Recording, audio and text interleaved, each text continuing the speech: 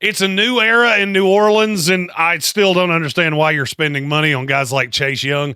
I'm taking over the New Orleans Saints. This is a 4-round mock draft for the Saints, and this is how I would do it to fix this team. You're going through a complete defensive makeover. You're in salary cap hell. You don't really have a quarterback. Damn it, a big boy's got to take over, and I'm doing it. I'm Jeremy Green of ESPN Radio Asheville and NFLDraft.net, and this is a post-free agency 4-round mock draft for the New Orleans Saints. Ain't no truth on the radio station. Somebody owes me an explanation. Well, I get knocked down, I get back up. The Sportsocracy. And I'm unapologetic.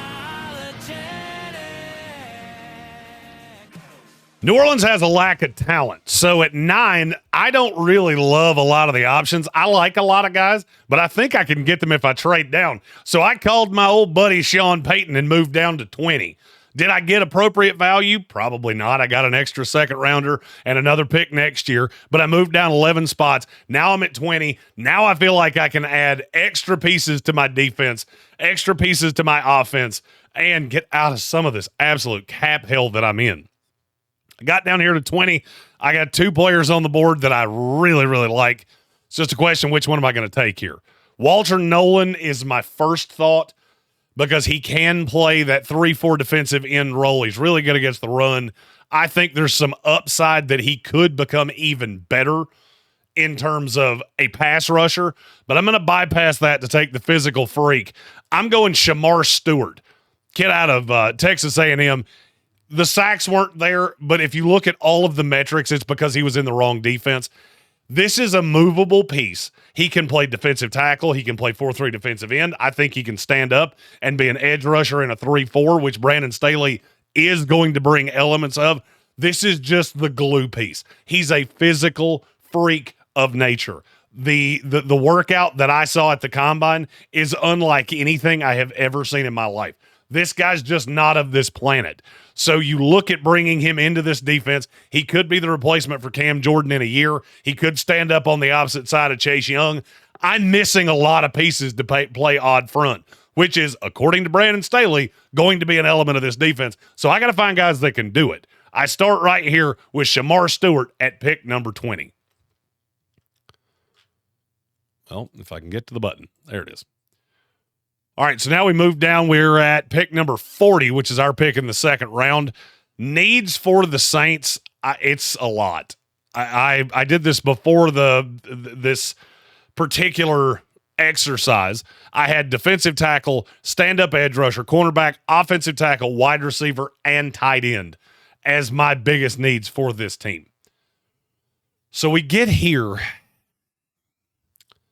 And this is kind of a weird spot for New Orleans because there's not a ton of guys that I absolutely love. Not a ton of guys that I love the fit. So where am I going to go here? I took the edge in round 1. Let's look and see what the receivers look like. I'm assuming IU Manor's gone. He is. Jack Betch is gone. Eamon Worry went the pick before me.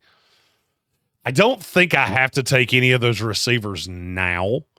I believe I can wait. Tre Harris is the one that I'm really keeping a close eye on. I think this is one of those situations where I just have to take the best player on the board. They added Justin Reed at safety, so I don't want to take Watts. I could also look to address my offensive line. I just don't know that there's a piece that I'm not going to be able to get. That's where I'm at. I pick again at 51 from the deal with the Denver Broncos. You know what? I am going to take an offensive line piece. PFF has him at 86, which is dumb talk. This kid had a really good workout. It's Jonah Savaiinaea. Offensive tackle guard from Arizona. I think he can play all of it. I've seen him play tackle. He played left tackle this past year. He had been at guard before that. He was at right tackle last year with no Ryan Ramczyk. I look at this line and go, I have a hole that if I don't deal with this, I'm going to have a big problem next year. It's not necessarily the biggest need they have, but with the extra pick that I got from Denver, it allows me to get a little deeper into my needs, and I think Savaiinaea would really fit here. He's a really good pass blocker. He has to get stronger, I think, to even at his size, to be better as a run blocker. But I can develop that. Worst case scenario, he's a guard. Best case scenario, he's my right tackle for the next 10 years on the other side of Talise Fuaga. And it keeps me from really having to play that Trevor Penning game, which I'm not a big fan of. So I'm going to go Jonah Savaiinaea here. He can play guard if Penning works out. It hasn't looked good to me. So we go there here at number 40.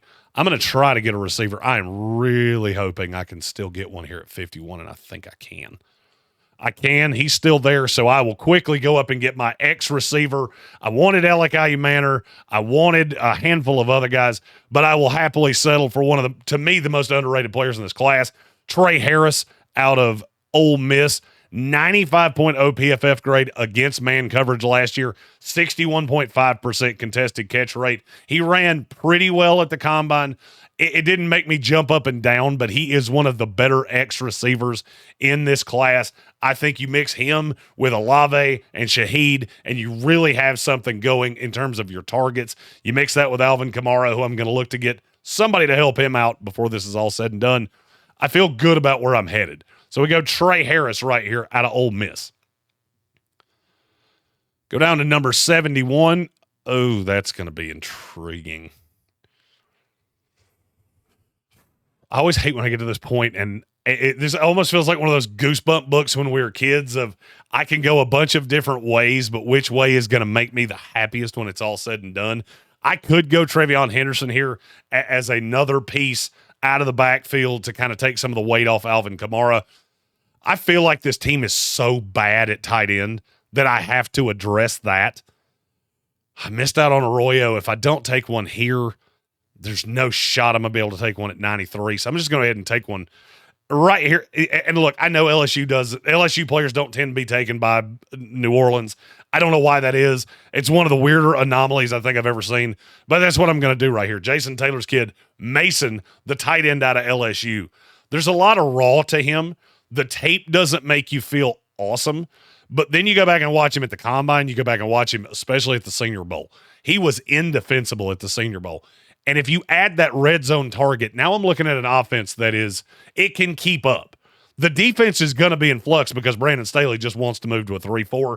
I've got two more picks to add pieces on that defense, but now I feel really good about my offense. And if Derek Carr doesn't work out a year from now, I've got all the pieces for a young quarterback to need to develop. So I'm going to take Mason Taylor here, tight end out of LSU. All right, two more picks.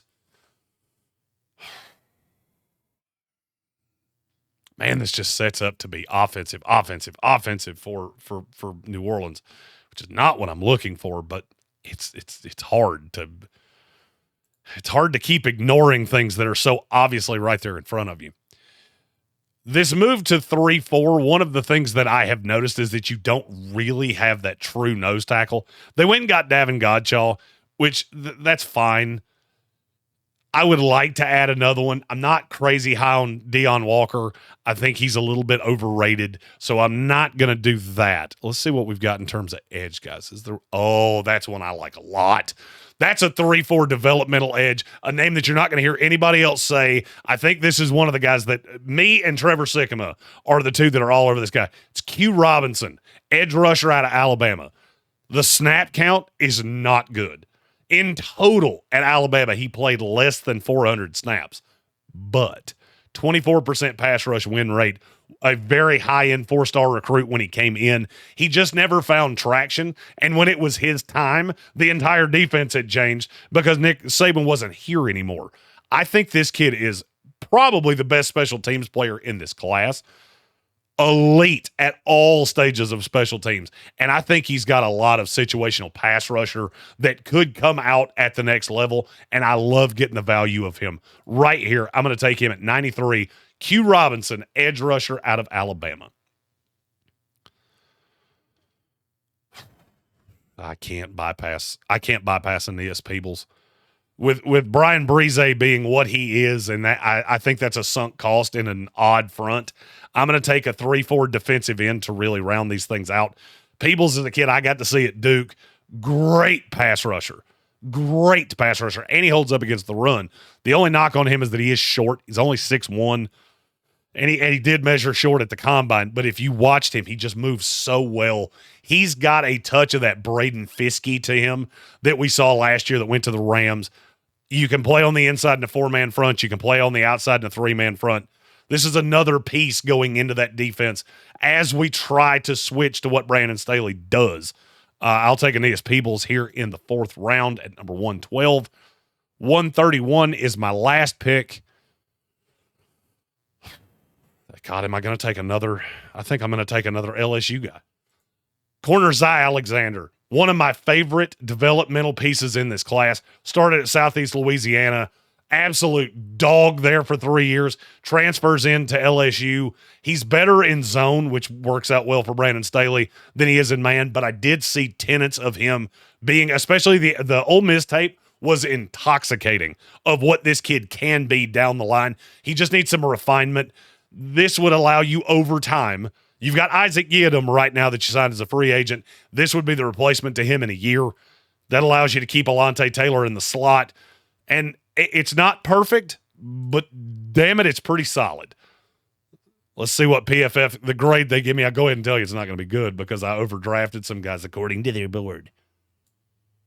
The funny thing is, I know they like these guys, and yet, Jonah Savaiinaea is an F. Okay, that's fine. I remember when I used to smoke crack. Let's see. All right, our grades here. We got an A on Shemar Stewart, which I agree. You can see the trade down if I scroll back up right here. Got that 2nd rounder, a 3rd rounder next year for trading down 11 spots so they could get their joker piece in Tyler Warren. Get an offensive lineman to tie all the things together and kind of make up for the mistake of Trevor Penning with Jonah Savaiinaea. Tre Harris right there at 51. Hey, if you want to switch those two, that's fine. And Tre Harris is a D-. That's smoking crimes for sure. Mason Taylor, tight end out of LSU at 71. Q Robinson at 93. Aeneas Peebles and Zy Alexander in round 4. Saints fans, what do you think of this mock? Do you hate it as much as PFF does? They hate all of my mock drafts. So, yeah, they even gave you a D. I can hear you saying it now. It's fine. It's fine. I got thick skin. I don't give a shit. Do you like this draft? Do you hate it? What do you think the Saints need to do in April to make this team better? And if you just want to bitch about your GM and the fact that he spins like a drunk toddler, feel free to do that in the comments of this video. If you like this video, like this video. It helps more than I can ever say. And subscribe to the channel so you can see all of our draft content as we go through the Draftmas season. It's the draft, it's Christmas, it's Draftmas. It's my favorite holiday of the year. Put up the Draftmas tree, sing Draftmas carols around it. It's just a warm and fuzzy time. And we will be live for all 3 days of the 2025 draft from Green Bay on Radio Row. I'm Jeremy Green of NFLDraft.net and ESPN Radio Asheville. And this has been a 3-round mock draft, 4-round mock draft. I'm going to stop doing that eventually for your New Orleans Saints. Ain't no truth on the radio station. Somebody owes me an explanation. Well, I get knocked down, I get back up. The Sportsocracy